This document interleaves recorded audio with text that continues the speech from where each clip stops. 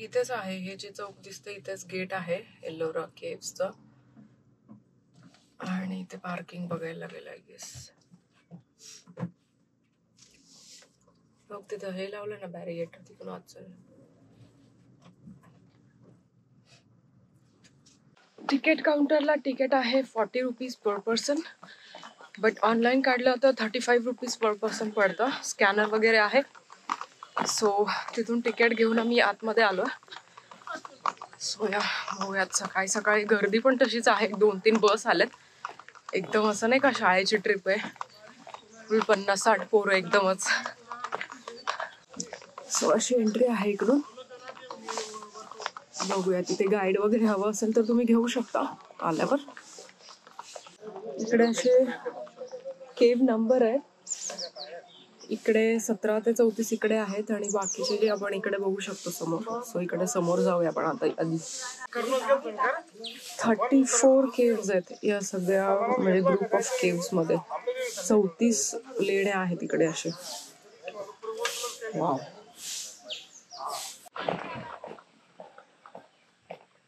So खूप मोठं garden वगैरे केलंय समोर. हे सगळं पूर्ण. आणि इकडे एंट्री आहे. असं हे एंट्री गेट आहे.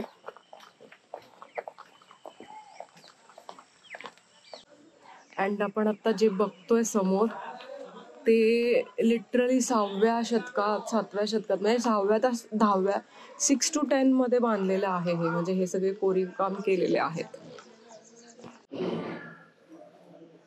वाव, हे किती सुंदर दिसतंय माहितीये का लिटरली. ओ माय गॉड, खूप म्हणजे वेगळ्या लेवलचं हे लिटरली. जसं जसं आत जातो आपण तसे असे नाही का असे प्रचंड मोठे दगड आहेत. आणि हे स्तंभ बघू शकता किती सुंदर केलेलं आहे त्याच्यावर कोरीव काम वरतीपर्यंत. वाव, असं वाटतं कुठल्या तरी वेगळ्या असं साम्राज्य नाही का, राजधानी राजवाडा त्याच्यात आलोय आम्ही. जसं मी या लेण्यांबद्दल थोडं वाचले होते तर हे जे लेणी आहेत यांचं कोरीव काम करताना लिटरली 2 लाख टन पेक्षा जास्ती दगड जे आहे ते कोरून काढलं होतं तेव्हा 7व्या-8व्या शतकात. Wow, this is so interesting.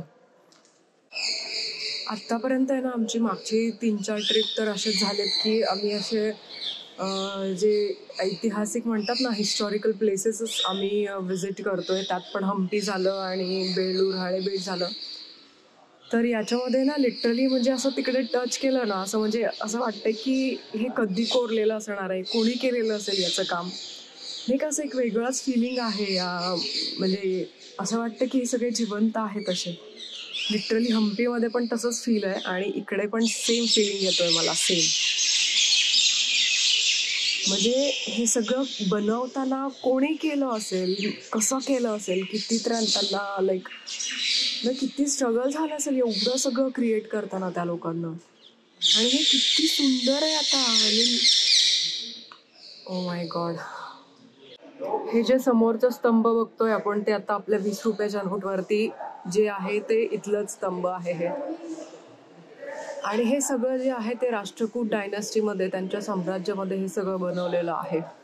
ते आम्हाला आता एक गाईड भेटले होते. ते सांगत होते की इथल्या प्रत्येक दगडात प्रत्येक छोट्या छोट्या कोरीव कामांमध्ये काही ना काही हिस्ट्री किंवा एखादी स्टोरी दडलेली आहे. तर ते असंच नाही बनवलंय उगाच फॅशन म्हणून किंवा डिझाईन म्हणून नाही बनवलंय. त्याच्यामध्ये एक स्टोरी आहे आणि ती इतकी इंटरेस्टिंग वाटते ना ऐकायला. प्रत्येक दगड एक स्टोरी सांगतोय. सो खूप इंटरेस्टिंग आहे हे सगळं आणि इतकं भारी वाटतं ना हे सगळं बघायला. लिटरली खूप सुंदर आहे. इथे अशा पायऱ्या आहेत वरती. ते जे कैलास मंदिर आहे सगळ्यात फेमस कैलास मंदिर जे एक दगडात कोरलेलं आहे, तर त्या मंदिराला जाण्यासाठी असा रस्ता आहे. इथे बघू शकता किती सुंदर ते केलेलं आहे वरती डिझाईन्स वगैरे. वाव. आणि इथे आपण कलर पण बघू शकतो. जे कलर दिले होते आय थिंक हे त्या काळचेच कलर आहेत अजून पण इथे दिलेले. कैलास मंदिर म्हणजे भगवान शिवांना अर्पण केलेली एक दिव्य रचना. मंदिराच्या मध्यभागी बसलेला नंदी आणि त्याच्या पुढे उभा असलेला शिवलिंग अशी संपूर्ण रचना अगदी सूक्ष्म नियोजनाने करण्यात आली आहे. कडक दगडाला देह, कोरीव कामाला जीव आणि भक्तीला रूप देणारी ही कला भारतीय शिल्पकलेतली एक अद्वितीय चमत्कारच आहे. कैलास मंदिर फक्त पाहण्याची जागा नाही तर ती अनुभवण्याची आहे. आणि इथे उभं राहिल्यावर एकच गोष्ट जाणवते, भारतीय संस्कृती फक्त दगडात नाही तर आपल्या आत्म्यात कोरलेली आहे. इकडे ना तो जो बाहेरचा दगड दिसतोय, जिथे कोरीव काम केलेलं नाहीये, त्या म्हणजे पूर्ण असं आहे ना कोरलंय हे मध्येच, आणि पूर्ण असं गॅप क्रिएट करून आहेत ना त्याच्यामध्ये हे छोटे छोटे मंदिरं बनवलेले आहेत. हे पूर्ण जे आहे बाजूला 360 डिग्री आपण बघितलं तर हे मोठं असं दगड दिसतंय, असं जे कोरलं नाहीये त्याच्यावरती, आणि त्याच्यामध्ये मधल्या दगडामध्ये हे सगळं, हे जे छोटे छोटे मंदिरं आहेत हे कोरीव काम केलेले, लाईक असे आपण जे बघतोय, तर हे मंदिरं कोरून काढलेले आहेत त्याच्यामध्ये. आणि हे त्या काळी विदाउट एनी टूल्स हे कसं केलं असणार आहे. आणि इकडचे हे अशा मूर्त्या बघू शकता, किती असं रोमॅन्टिसाइज करून दाखवलेलं आहे त्यांना, आणि हे कोरलेले मूर्त्या आहेत असे. आतमध्ये शिवलिंगाची पिंडी आहे, आपण गर्भगृहात जर बघितलं तर शिवलिंग आहे. आणि हे कैलास मंदिर आहे इथलं, जे एल्लोराचं फेमस कैलास टेम्पल म्हणतात ना, ते वालं मंदिर आहे. आणि हे सगळं म्हणजे पूर्ण एकच मंदिर आणि एका दगडात केलेलं आहे हे कोरून. हे जे कैलास मंदिर आहे ते इथे केव्ह नंबर 16 मध्ये आहे, म्हणजे लेणी नंबर 16. तर याच्यामध्ये हे कैलास मंदिर आहे. आणि आता आपण बाहेर जातोय. तर 17 ते 34 जे लेणी नंबर आहेत ते दुसरीकडे आहेत, तर इथून परत पुढे चालत जायचं आहे. तर तिकडे चालू आहे आम्ही. खूप सुंदर आहेत यार, लिटरली खूप सुंदर आहेत. आणि इथे येताना मी रेकमेंड करेल की थोडीशी हिस्ट्री वगैरे, समजा इथे गाईड घ्यायचं नसेल ना तर थोडंसं हिस्ट्री वगैरे वाचून यायचं, म्हणजे आपण जे वाचलेलं असतो ते बघायला एक वेगळीच मजा आहे. आणि जे वाचतो ते कळतं आपल्याला की काय नक्की इथे आहे वगैरे. सो खूप मजा येते बघायला, लिटरली खूप मजा येते, खूप भारी आहे. या केव्ह नंबर 16च्या इथून बाहेर आल्यावर पुढे 17 ते 34ला जायला इथे जे तिकीट काउंटर आहे एक, आणि तिथून तिकीट घेऊन एक गाडी येते शेअरिंग बेसिसवरती, जे हे गाड्या चालतात इकडे आतमध्ये. तर त्या गाड्यांमध्ये बसून, म्हणजे पर पर्सन 40 रुपीज तिकीट आहे. तर तिकीट घेऊन आपण ते लोक आहे ना 29 to 34 असे जे केव्ज आहेत, तिकडे महावीर भगवानचं एक केव्ह आहे, त्याच्यानंतर मग शिवाची मूर्ती आहे, आणि ते एलोरा केव्हचं इथलं जे फेमस वॉटरफॉल आहे ते सगळं ते लोक फिरवून आणतात. तर मग 40 रुपीज देऊन आपण गाडीमध्ये जाऊ शकतो, आणि मग तिकडचं सगळं जे आहे ते बघून येऊ शकतो. तर आम्ही आता गाडीसाठी वाट बघतोय, थांबलो इथे, गाडी येईल त्याच्यानंतर मग पुढे जाऊन येऊ.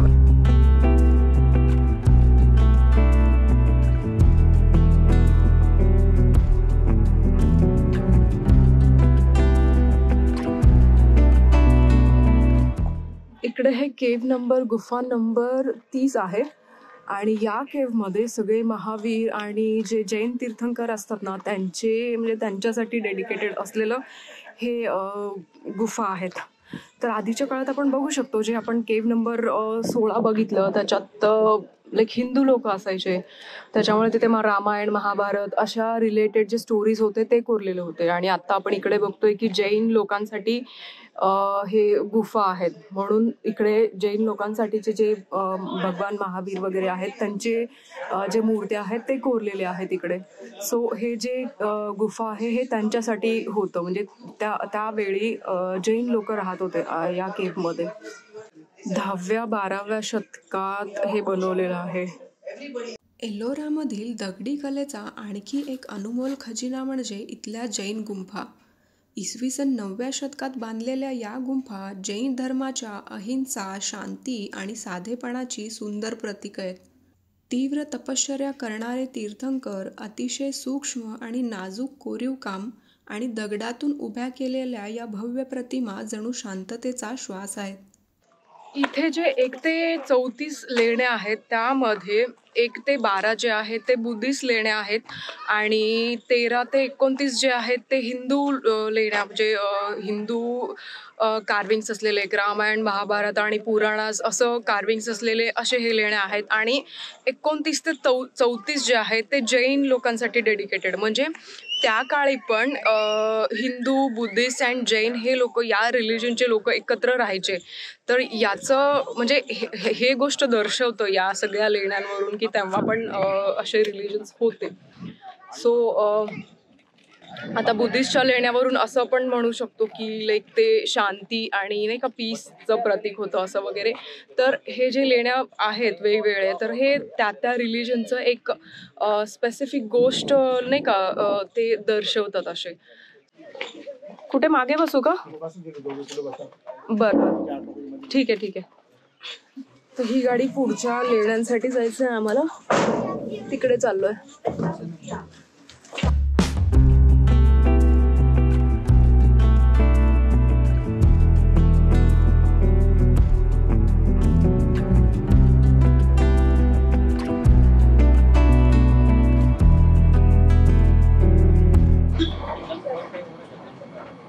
हे सगळं जंगलच आहे, म्हणजे जंगलातूनच असे रस्ते आहेत.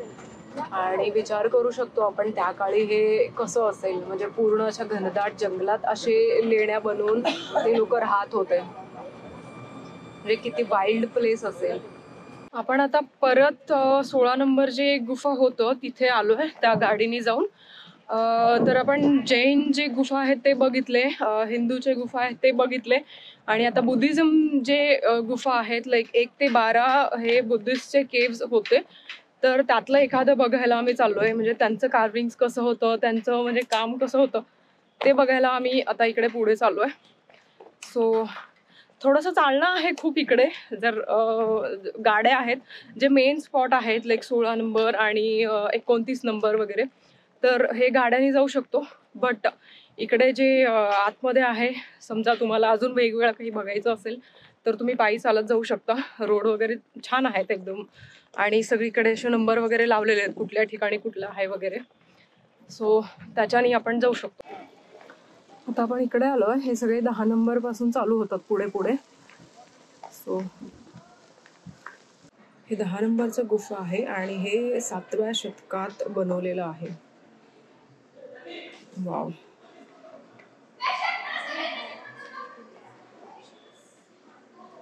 ठीक आहे, बघूयात आपण. आणि हे बुद्धिस्टचं केव आहे, लाईक मॉनेस्ट्री म्हणतो ना आपण तसं. बुद्धाची स्टॅच्यू आहे इकडे, गौतम बुद्धाची मूर्ती आहे. अँड इकडे वरती कार्विंग बघू शकता. हे वेगळेच आहेत सगळे. आपण आतापर्यंत हिंदूवाले बघितले, जैनवाले बघितले, and this is Buddhism. Wow, so cool. एल्लोराच्या शांत परिसरात दगडात कोरलेलं एक वेगळंच विश्व म्हणजे बौद्ध गुंफा. इसवी सन 7व्या शतकात बनवलेल्या या गुंफा बौद्ध भिक्षूंना साधना आणि शिक्षणासाठी तयार केल्या गेल्या.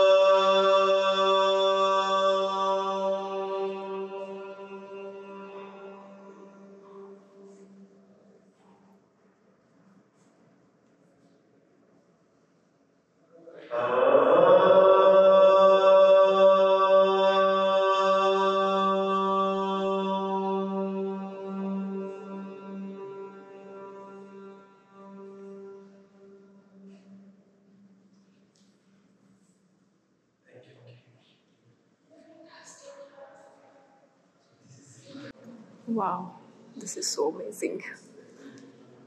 किती घुमत होता ना आवाज, असं रिअल वाटत होतं. चला आम्ही बाहेर आलोय. बापरे, खूप काय काय बघण्यासारखे माहिती का, आणि इतकं इंटरेस्टिंग आहे सगळं.